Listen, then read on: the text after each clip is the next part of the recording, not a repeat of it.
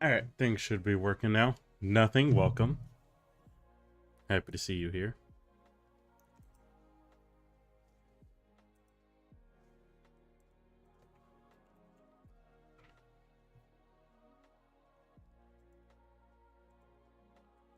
Alright, we have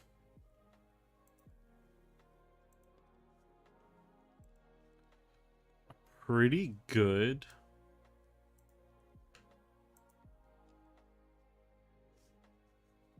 One second.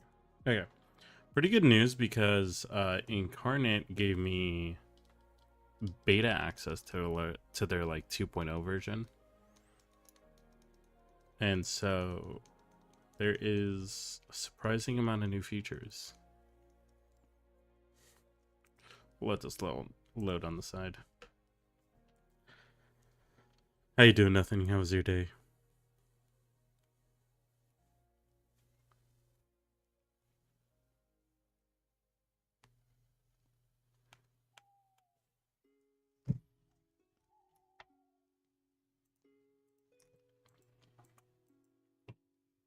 We're gonna have to let this load.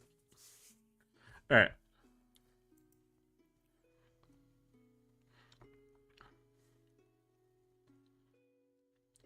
Think of these ones. You are alive. I'm glad to hear it.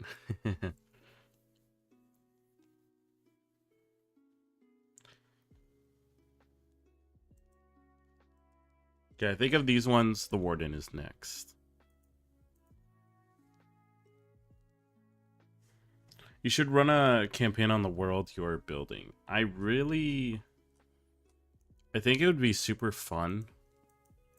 My only concern and worry is that, like, we're essentially building the world together, and then if I run it with you guys, you essentially know everything. Kind of like behind the scenes. Just even a little bit. Kind of takes a little bit of the sense of, like,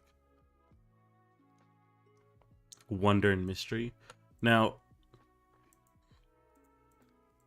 if the players don't mind, it's not too big of a deal to do, like, at least one shots. But I could also just run my other worlds for those players. What is my idea for the Warden again? It is to essentially make a tanky fighter. Because a lot of subclasses have ways to tank, like barbarians have a lot of health, monks have a lot of, or rogues have evasion, druids can shapeshift, paladins can heal. But I think what I might change it is change the name from Warden to like Sentinel. I spelled that wrong.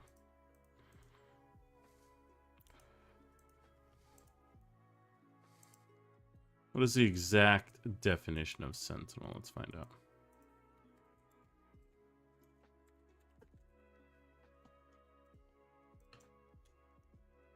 No, not that.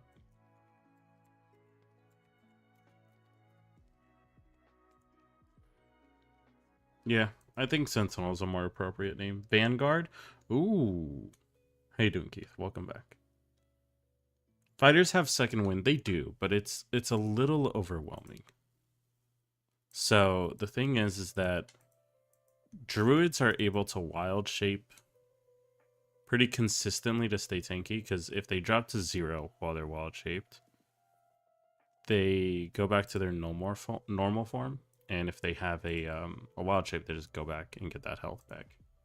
For fighters, their way of like self-healing, I guess, where it's like when it's 1d10 plus your fighter level.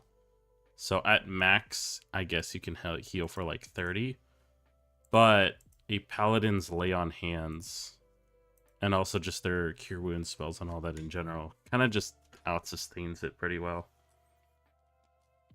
Because lay on hands is like 5 times your level, I believe. Where do you get it? Thought you got it at level 1. Yeah. Yeah, 5 times your level. Oh, yes. Keith, we have made a Discord. I put like a announcement on the channel, but I don't know how much those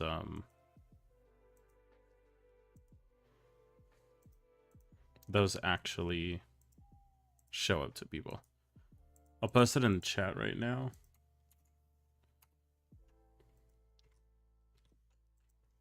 We just Nothing did an amazingly good job of putting a lot of different channel names and setting it all up. So I really appreciate that. Hopefully we'll get a lot more people jumping in.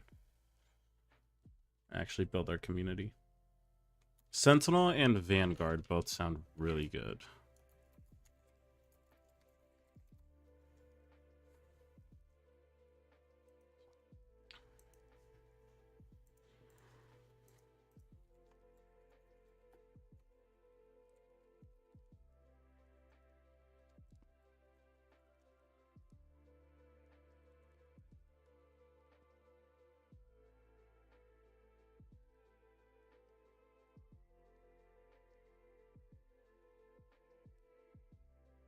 Yeah, I think we do Vanguard.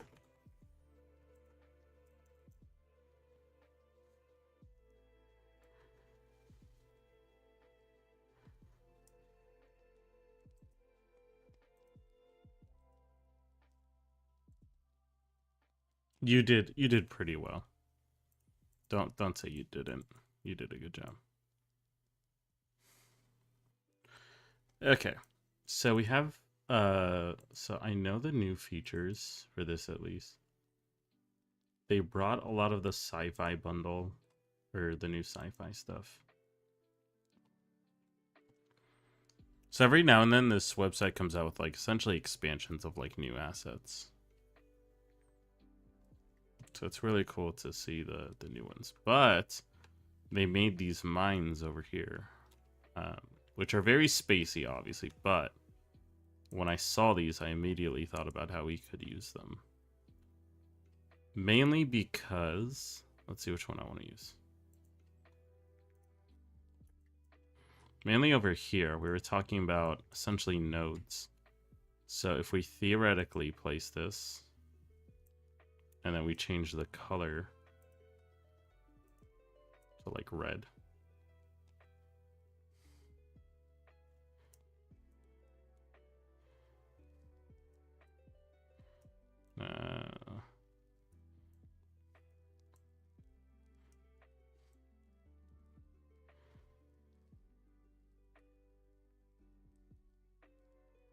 Some more purple. That's like as red as we'll get. Oh yeah, there we go. We can essentially have these mines like placed around, which is pretty cool. Pretty cool. But we'll worry about that later. For now, well, we have a choice. We can build this Vanguard. Yeah, I kind of want to theory craft Vanguard real quick. We won't spend an obscene amount of time, but we have to find out when Fighter gets its features. Do fighters, is it rogues that get the most or monks? I think it might be monks.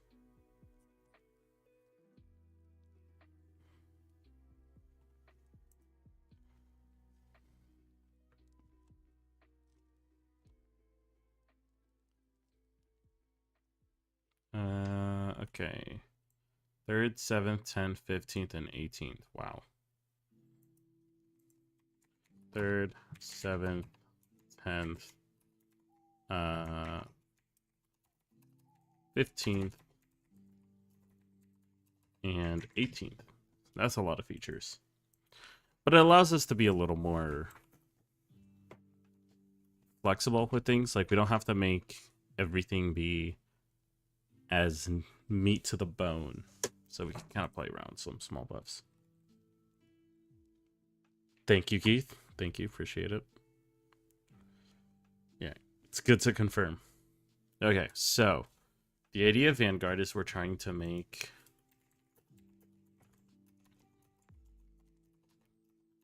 a tanky fighter.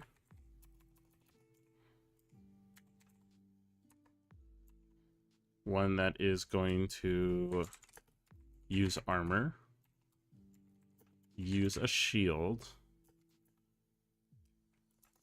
use a shield offensively. I will autocorrect that. I'm not the greatest speller.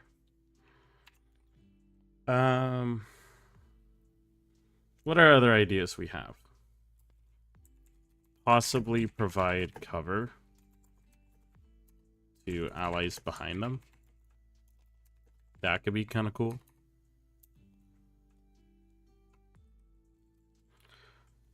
So everyone has their unique style of tanking. Barbarians reduce damage. Paladins heal themselves. Druids kind of shapeshift around. For fighters, it's for that reason that I don't want them to reduce damage. I don't want them to heal themselves, but giving themselves as much AC, essentially making them harder to hit, would be a good way of like giving them their unique territory without stepping on anyone's shoes.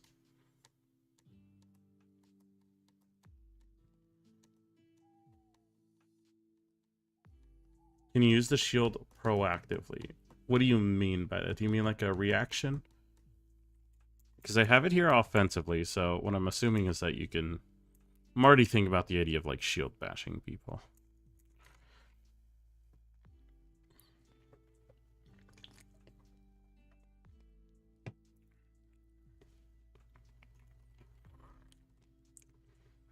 Maybe disperse damage or basically spread damage around all allies and enemies near them. So kind of like splash damage. Like if you hit someone, it shoots out to targets near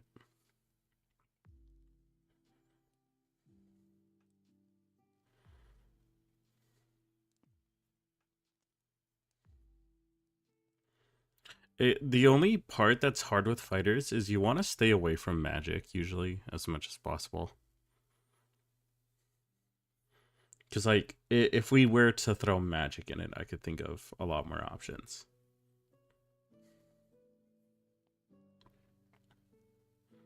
But your idea, nothing to disperse damage is not a bad idea. I don't know if you guys play League of Legends, but there's, like, Titanic Hydra. It's like you hit one target and everyone near them takes, like, sort of a fourth of that damage almost. Not as a reaction, I mean as proactive defense. Got it. So, I think I had an idea for, like, entering a sort of a tanky stance. So you kind of, like, full dive into being a defensive wall. It would reduce your speed by half, but up your AC. Do you guys think, in that sense, that during that stance they shouldn't be able to attack, or they have a penalty to hit, or... So, like, proactive use, to me at least, and let me know if you have another idea, Keith, but that would be, like, a defense stance that they enter. And so with that defense stance, we have option 1, which is essentially fully focused on shield and protection. We have option 2, which is focused on shield and can make an attack with a penalty.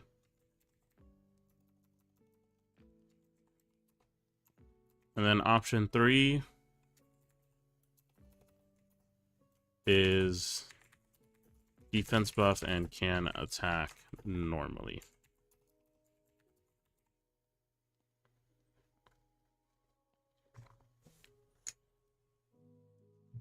That could be some way, essentially. So we can give it to them as like their 7th level ability, essentially. It's like a defense stance.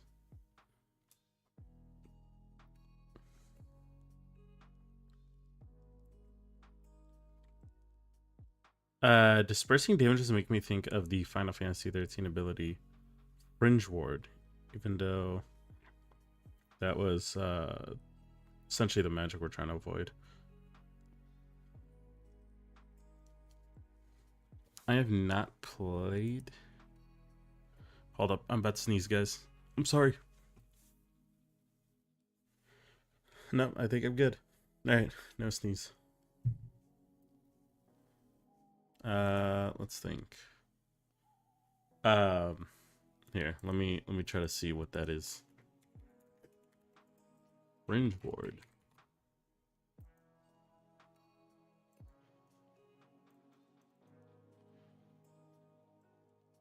That's not the right one.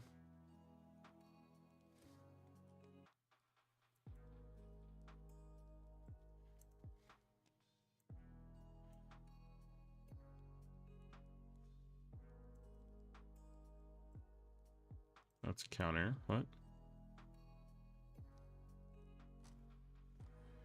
Yeah, I'll take your word for it.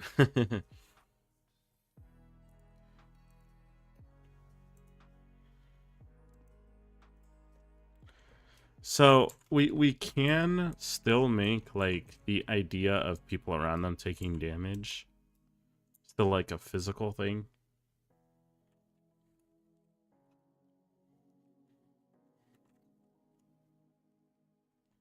So first off, I know for level 3.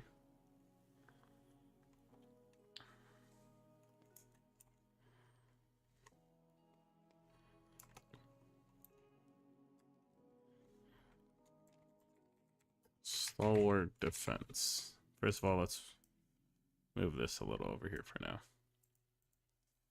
Okay. I also don't want this to be that big.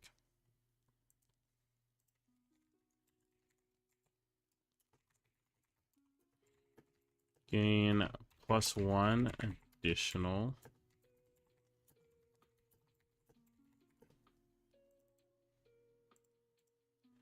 So +1 additional armor class when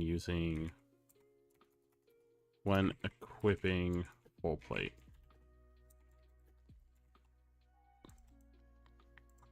So let's check the math on it real quick.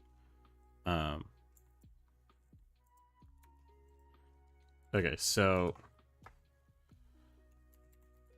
the normal AC that they get, right? 18 is from the plate. And then it's +2 from the shield. Is there anything else they get as fighter? Oh, they have the fighting style. So if they take the fighting style, then that gives them a +1. So I believe at max, fighters can have 21 AC normally without giving them like special armor or special equipment. Which means, what is the number we're okay with them getting to? I think, like, honestly, 25 AC is like the max, but I'm fine with them being there. So if we theoretically gave them +1, so we essentially need to allocate +4 AC somewhere. So if we did 1 from the shield, we could do 1 from the shield, 2 from the armor. 32, that's insane. In short, Fringe Ward reduces ally damage received from AoE effects by, I think, was 20%. Okay, yeah. So I'm thinking that what we could do for one of their abilities, probably 15th level, is essentially they become like a wall, and they provide cover for anyone immediately behind them. So D&D has this really nice concept of... here, let me pull it up. Oh. I did something wrong. Did I accidentally close out my... I believe I did. Okay, give me 1 second.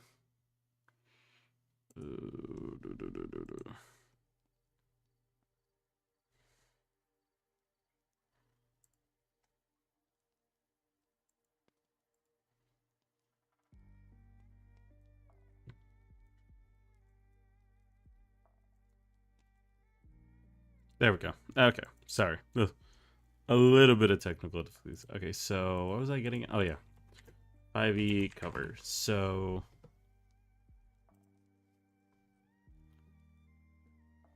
okay, let's find a one with a better layout. So when it comes to cover, there is a difference because there's like half cover, full cover, and 3/4 and all this stuff. So if hypothetically they're behind half cover, then they'll get +2 to their AC and saving throws. 3/4 gives them +5 total cover. So what we could do is we could do it in degrees. Anyone immediately behind them is in total cover, so that's 5 feet. Any of them 10 feet is 3/4. 15 and past that is half. Or at 15 it's half, and then past 15 you don't really get the benefit. Yeah, I think that's a good way to do it. So in that case, we can kind of take the idea, Keith, of the Fringe Ward and take away sort of making it a magic ability, but making it physical.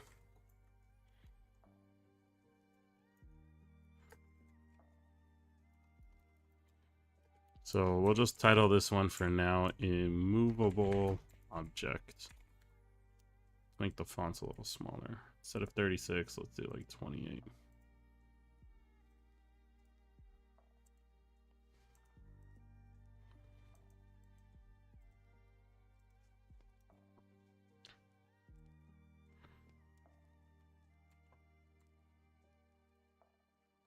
I don't know if that sounds at least good. So I think with this one we could do you gain +2 additional armor when equipping full plate, as well as +1 additional AC when equipping a shield. Okay, so theoretically with that, we've granted them 3 out of the 4. Which is not bad, because this is at 3rd level. However, getting full plate is pretty expensive. It's really up to the DM how easy they want to give it to them. So there's still some control in the DM there. If they're personally not cool with giving to them at like level 3, then they're going to have to wait a little. But if they are cool with it, then they can get tanky pretty early on. But at some point they will get full plate. It's impossible to stop it unless you stop the game. Alright, so in that case, we have that. We can jump into the 7th level, which is, I think, we have that be the defensive stance.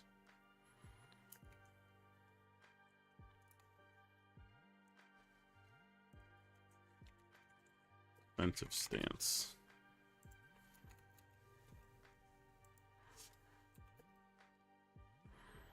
What do you guys think, by the way? Do you think when they enter this stance that...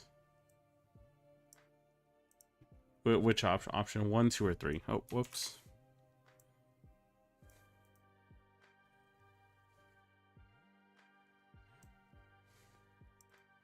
Yeah, let me move this over here so you guys can see a bit better.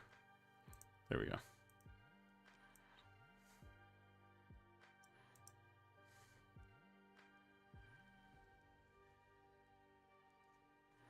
So this is pretty much can't attack.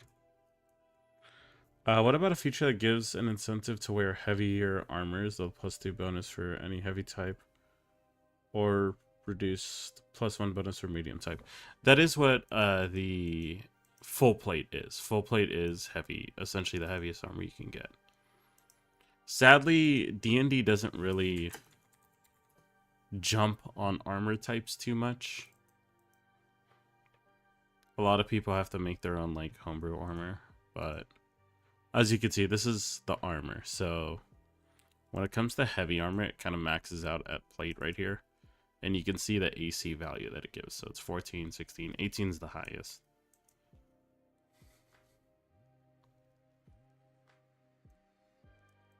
But I see what you mean. Giving them, I do think where you say giving them a +1 for medium is actually a pretty good idea.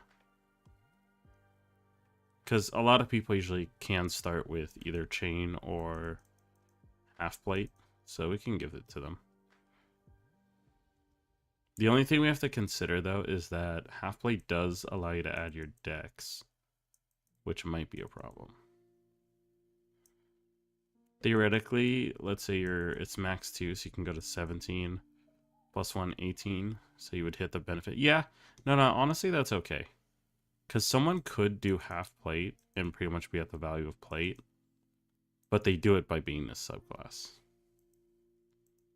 And if you go full plate, you just become tankier in general. Yeah, it's a solid idea, Keith. Or +1 with medium armor. So in general, we could put heavy armor. Just for the clear wording.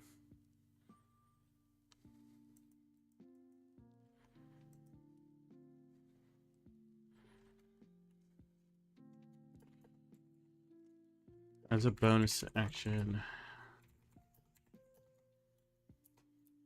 Oh, let me lower the font a bit.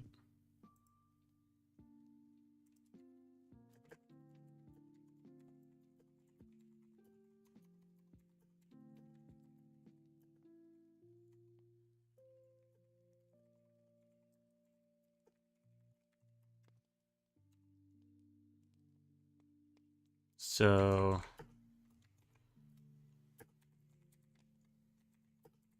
we'll say your AC increases by 2 during the stance.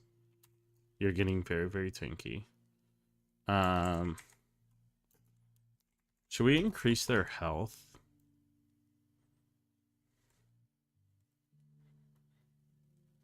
Or what about if your strength and constitution saving throws increase by +2?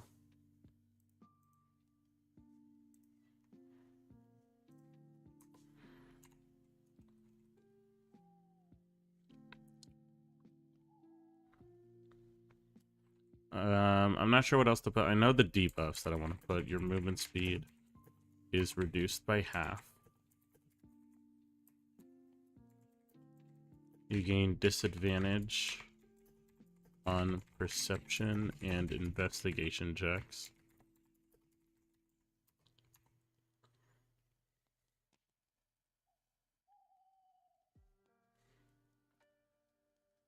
One thing that we can give them, I think the last buff, is that you can't be flanked. So there's no sort of advantage like an enemy gets if they're behind you. D&D usually does that. They have it that, like, you know, let's say I am an enemy right here and nothing is right over here fighting me, and then you, Keith, sneak up behind me. If I'm focusing on nothing, you can come in and attack with advantage, usually. At the very least. Some DMs do more stuff depending on your class, but at the very least, they give you advantage. So what we can do is during this defensive stance, it doesn't matter. They're kind of all focused up on defense. So that at least removes the flank buff. That could be pretty appropriate. Okay. But your movement speed's reduced by half. You're not really able to notice things. So you're kind of armored up and you're also focusing on their attacks. Is there another one we can give them that we can think of?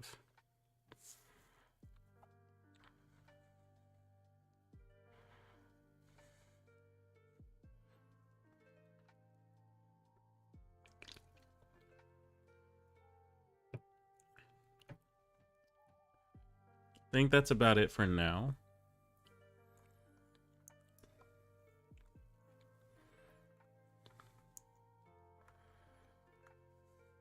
Okay. 10th level. We have not thought about this. I think in 3rd level, this is kind of a passive. What we give them as their active is the shield bash.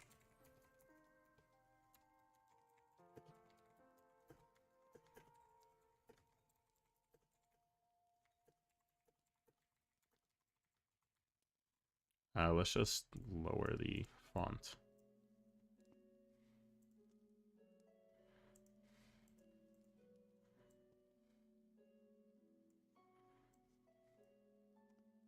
I'm gonna move this back.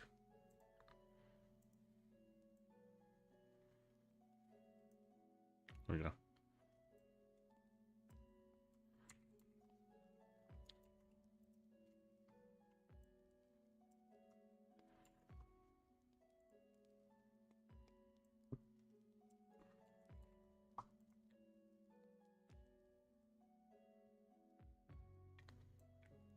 Kind of want to change these colors around a little bit.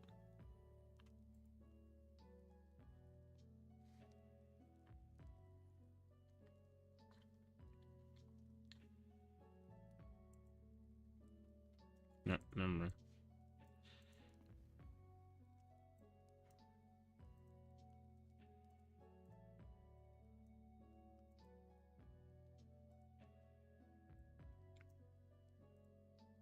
Just so things are easier to see.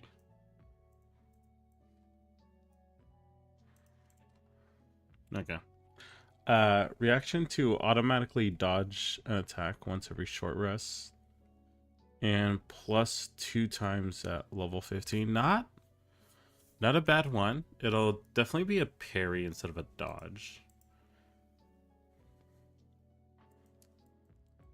We can have them...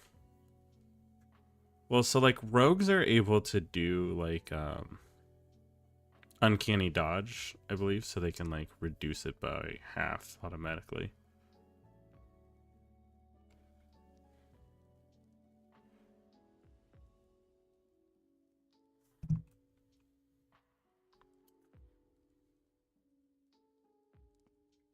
Do you think nothing that they should be forced to be in defensive stance to use that feature, or should they just be able to do it normally?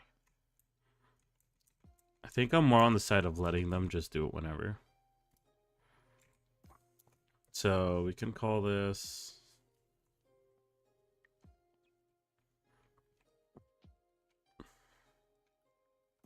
I mean, the easy one is to call it parry, but...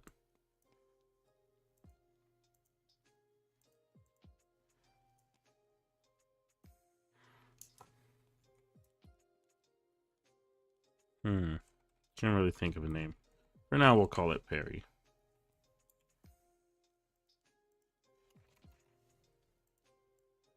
Perhaps I'll think of another one.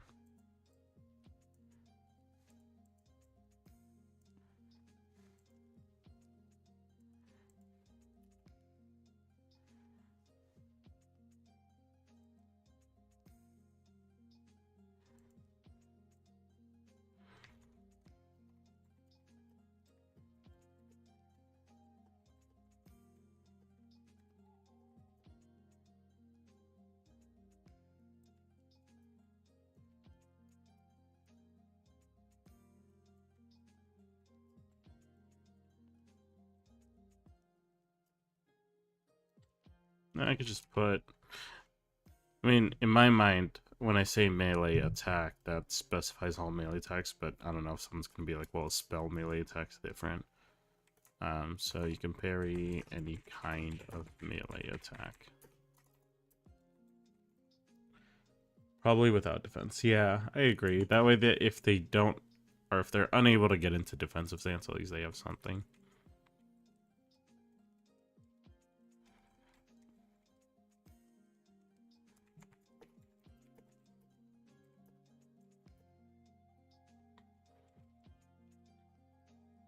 When doing so, you can...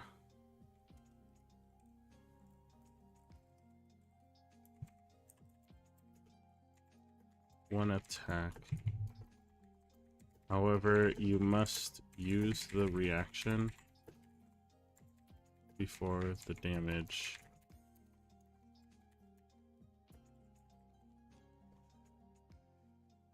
Okay, so a couple things with it is you can parry one attack so that you essentially nullify only one attack.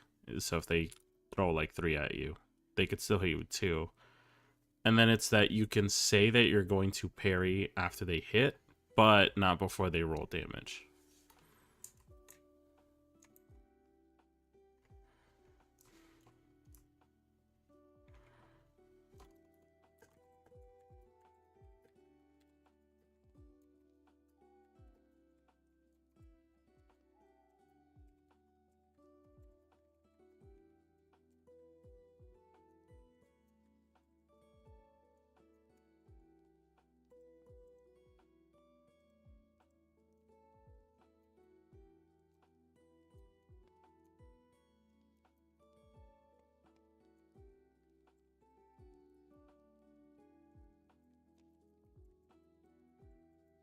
There we go.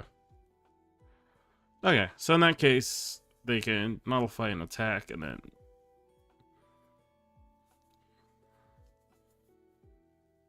they just have to do it before damage is rolled. Which is also kind of a bit of a time waster to make your DM roll the damage and be like, actually. But I know the ability is much better, much stronger when you can choose, but the idea is D&D is a lot of times making that choice before you know the roll. Okay. Movable object. This one's going to be an action. That much. Oh.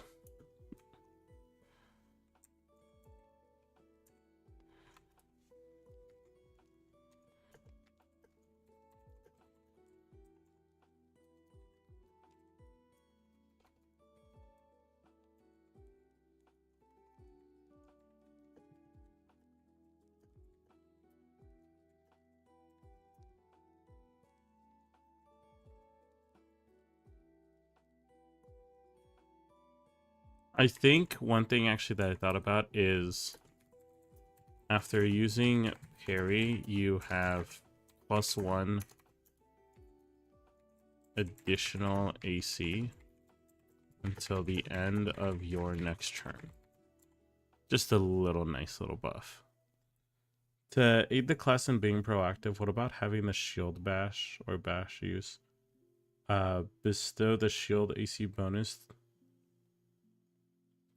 to resisting, grappling, and retainment saves and checks. What about having the shield bash? So you're saying grant the shield's the shield's AC bonus to like resisting grapples and stuff?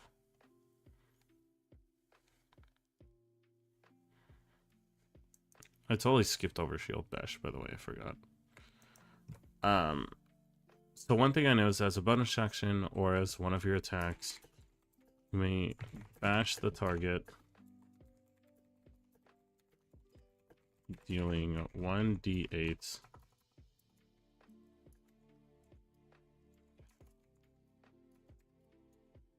plus strength.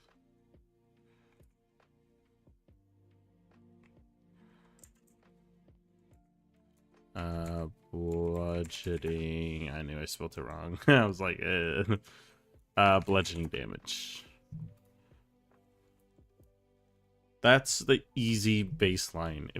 So we can think about like extra stuff to add to it, but that's at least the baseline what it does. I like the idea if it could possibly stun someone, right? Smacking them with the shield. So you're saying that for you, Keith, that they can resist grapple checks. We could add it as a benefit to defensive stance. Let me specify for this one, by the way.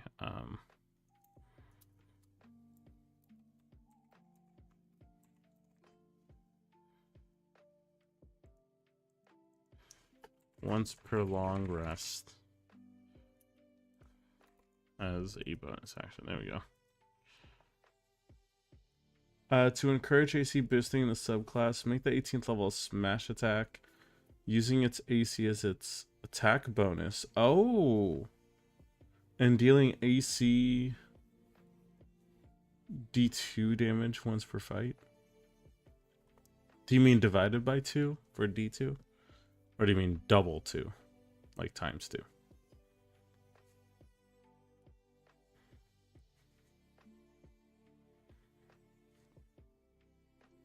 Okay, so I mean, one thing we can do is the idea of, okay, I kind of like this. So at 18th level, do you mean like a two-sided dice? Oh, a coin?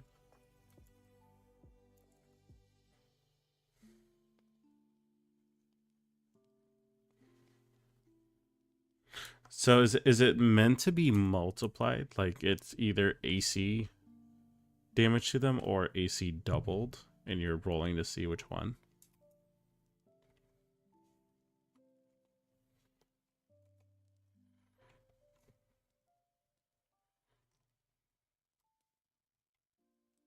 Belly slam. So you can call it Titan Strike.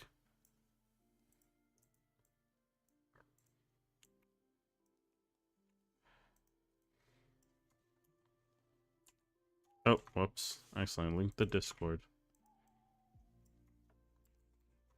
Okay, so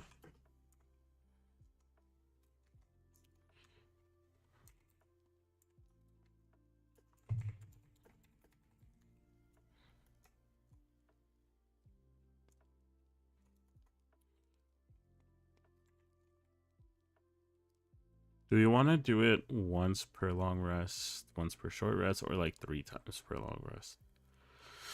I mean, they're level 16. Okay, so let's do... Ooh, that one's tough.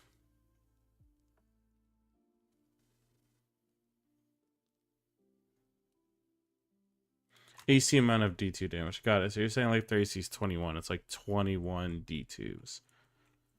I like the idea of it just kind of doing their AC damage as like their AC number as damage. Proficiency bonus amount of times. It would be 6. Which theoretically, if they're at 25, they can add 25 damage 6 times, but they're level 18. Yeah, that's not bad. Especially considering what it looks. Okay, so essentially,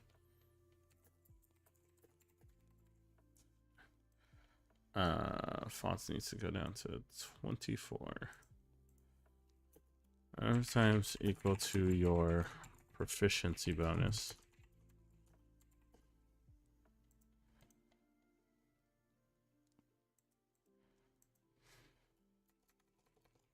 Let's see. Come on, let me... Oh, I think I spelled it right. So number times equal to your proficiency bonus, you may... Oh, I did spell it wrong. Okay. Should we make it like a smite almost? Let's say you may empower...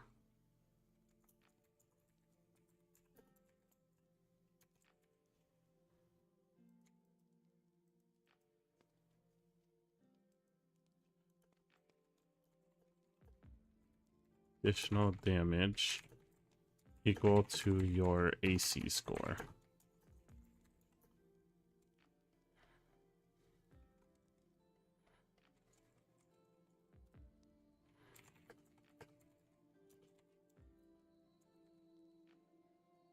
Yeah, let's erase this bar and put it at the end. We're gonna make it... We'll probably make it a reaction, though. At least that cost them something for it. So you may use your reaction to deal additional damage equal to your score. You may use this a number of times equal to your proficiency bonus. God damn it, I just spelled it right earlier. Proficiency bonus. However, never more than once per turn. Well, I mean, you can only have one reaction. So in that case, I could take away the reaction. It's just once per turn.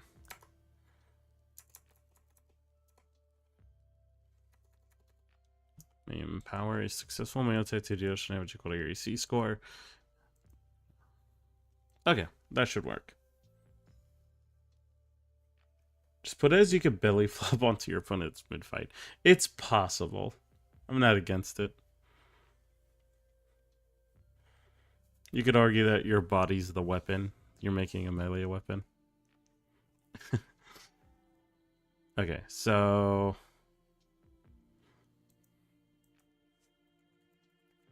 during this time, you are unable to perform any actions. However, you gain +5 to your armor class.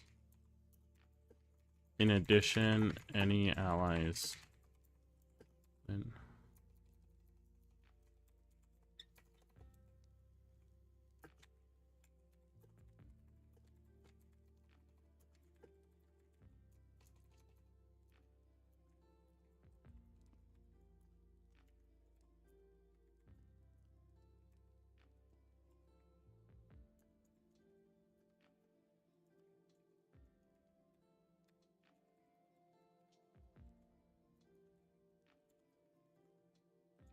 any creatures past 15 gain no benefits.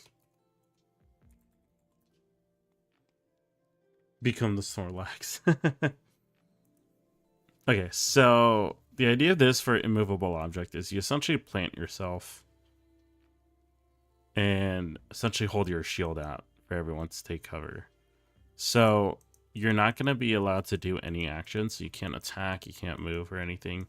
But you get +5 to your armor class. So that'll jump you to potentially 30 with a 25, which is insane. However, D&D allows, like, you can kind of get there as a Blade Singer anyways, so it's not far off, and it's also level 15. So that being said, I'm okay with it. This is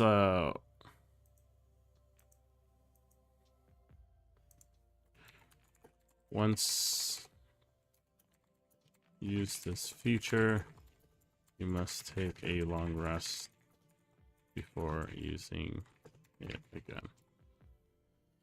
How long do we want it to last? I mean, it could last until you move.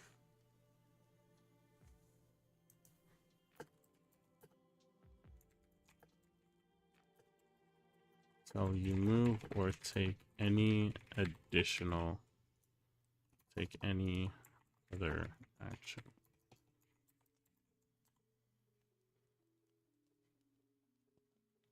Yep, definitely Snorlax. You need a flute to move it. Can you put a chime? Chime of opening can stop the immovable object feature. That's funny. Okay, so is there anything we're missing here? Okay, Titan Strike. I think we're pretty happy with this. Can't really think of anything else we would add. It's an incredible amount of damage, especially, yeah, 25.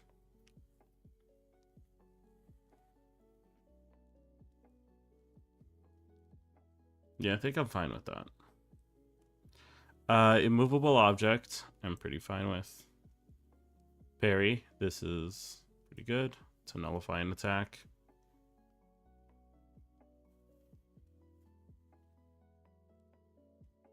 Maybe, okay, so actually, maybe parry should get more usage instead of once per short rest.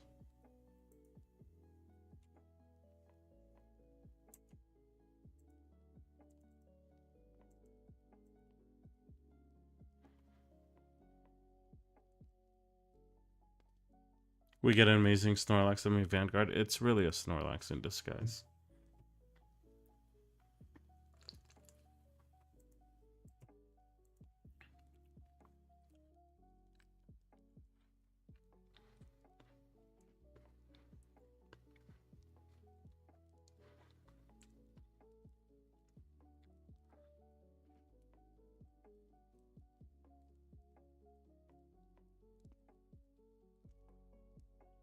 Okay, so what we can just say is at level 15, you gain 1 additional use.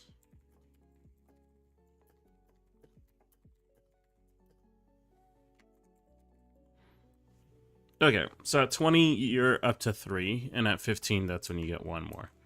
So level 15, you can do this twice. Level 20, you can do it 3 times. I think that's pretty fair. In that case, we could check it.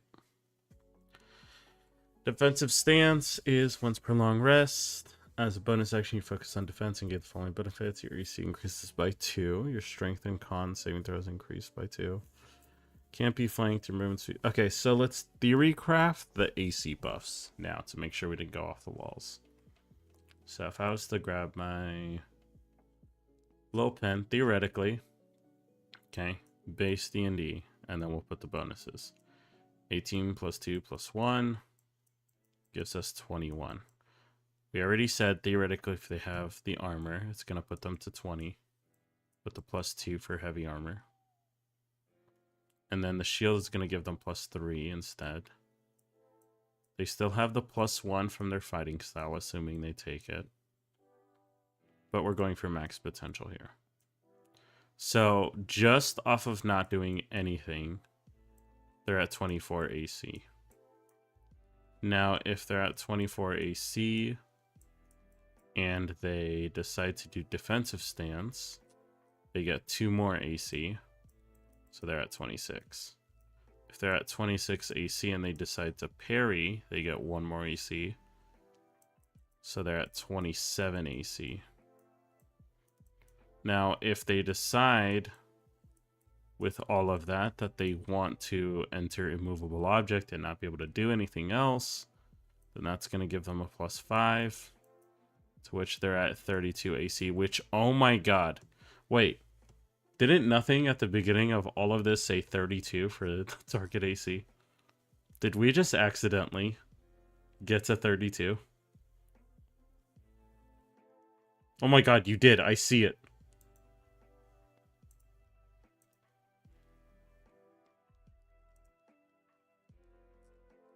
I just pinned it. You absolutely said 32 at the whole beginning of all of this. That's wild. You got your wish.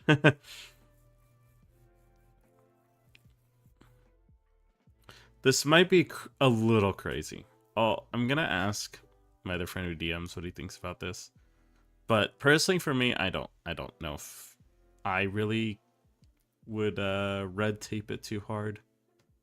Mainly because I still like the idea of fighter being able to, again, put a lot of armor and get very tanky. The only thing is, I mean, they can only hit 32 after level 15. And that's using everything all at once. And if you think about it, you are indeed a wizard, nothing. You predicted that like a divination wizard. So if anything, most people have like a plus 11 to hit.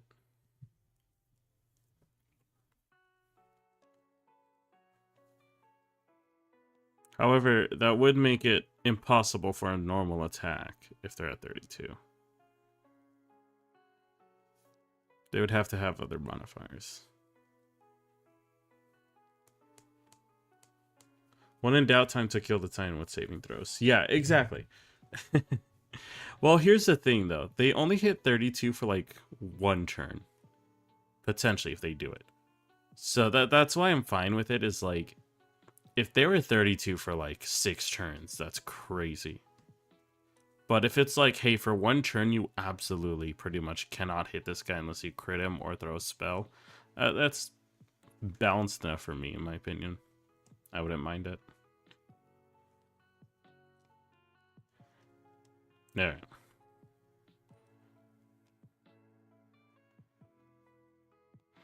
Man, I do like when he said to kill the Titan. What do you guys think sounds better, Vanguard or Titan?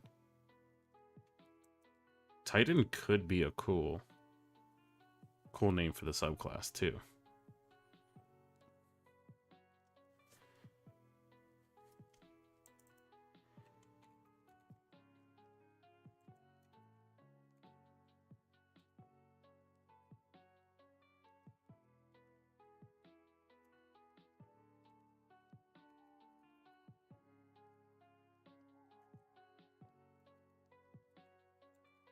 No, all of a sudden things feel a little slow. I don't know if I'm choppy.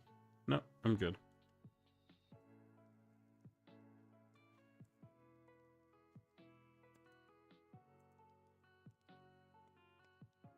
Titan Vanguard, I think both work. I do agree. I think we'll do Titan. It sounds pretty pretty much on Fighter's theme with their naming. Like Champion, Cavalier, Samurai. You have some weird ones, but Titan does sound good. All right. In that case, we have created it. So we are going to go ahead and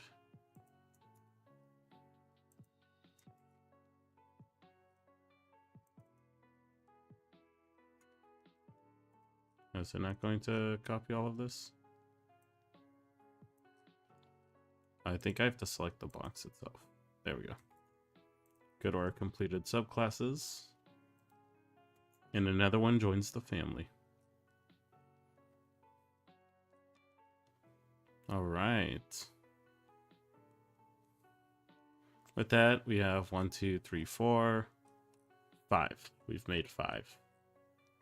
Pretty successful. I can now delete this.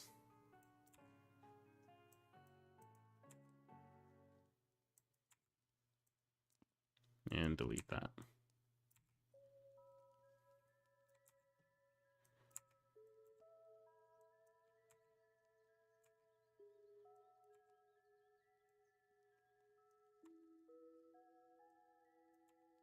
Boom, boom, boom. It's that easy.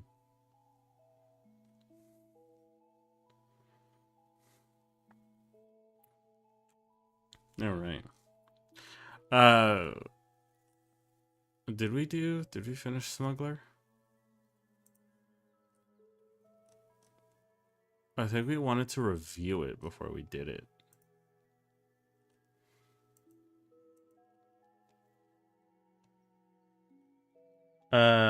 Doing Shift Control End is also a great way to highlight everything. Oh, is it? This isn't going to end everything, is it? Not gonna make me shut down my computer.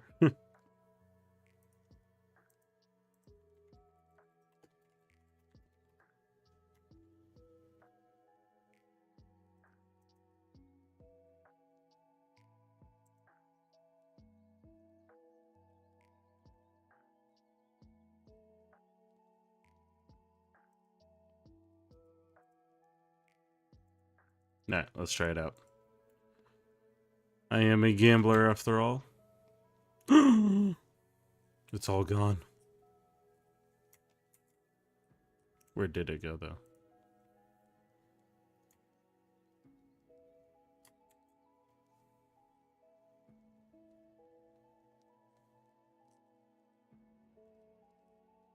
Yeah, I have no idea. Maybe I'm doing it wrong. This keyboard, I should probably get a new one. This one's getting a little old. Yeah, Control Z. I got that one to restore anything I make. But it's not too bad. I know if I click on the box, it'll also select everything for me. So that's kind of nice. I just forgot about that for a good minute. Okay. I think for Smuggler, I'm pretty happy with what we're doing. I could probably share with my friend at some point, see what he thinks. But other than that, it'll also go in the completed list. Alrighty.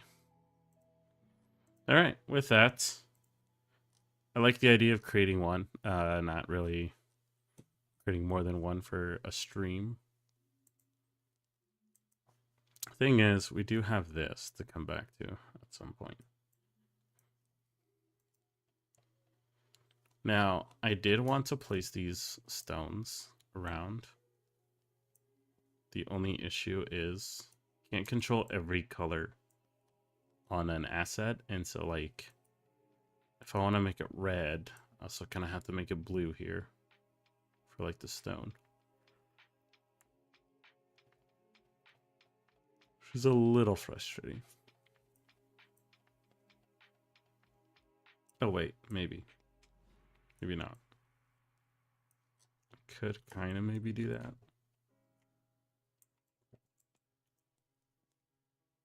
It's more of a text document trick, but quite useful. Yeah. That is true. Okay. We're definitely gonna have to we're not gonna really do too much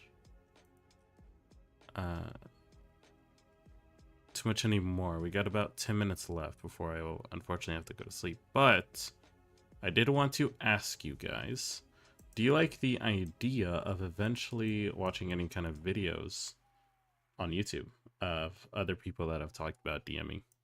Because the whole point of the stream mainly is to essentially help everyone be either better players or better DMs. So, like, the reason we're making a map together, one, it's fun, it's engaging, but it also kind of hopefully shows people how to make maps if they ever want to make one themselves, like some tips and tricks. The thing is I remember going on YouTube, and there's obviously a lot of videos. I'm not the only one who makes D&D videos, but it could probably be educational and fun to kind of see what other DMs around our field are kind of making. It's up to you guys if you like that kind of content. I can personally take it or leave it. Like, I obviously am only going to do the things that I also enjoy with my stream, but it's if it's something you guys are into, we can essentially analyze other people's videos together. Right, perfect. Then next stream, if you guys have a cool video that you want to put up, you can post in the Discord.